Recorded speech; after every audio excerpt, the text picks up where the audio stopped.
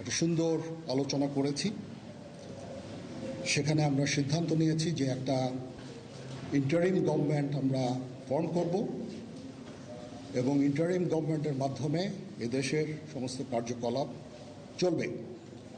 আমরা এখন মহামান্য রাষ্ট্রপতির কাছে যাব যে এই ইন্টারিম গভর্নমেন্ট ফর্মের ব্যাপারে ওনার সাথে আলোচনা করে আমরা একটা ইন্টারিম গভর্নমেন্ট ফর্ম করে দেশ পরিচালনা করব।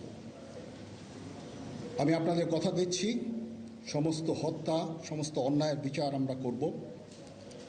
আপনারা সেনাবাহিনীর প্রতি আস্থা রাখেন, সশস্ত্র বাহিনীর প্রতি আস্থা রাখেন।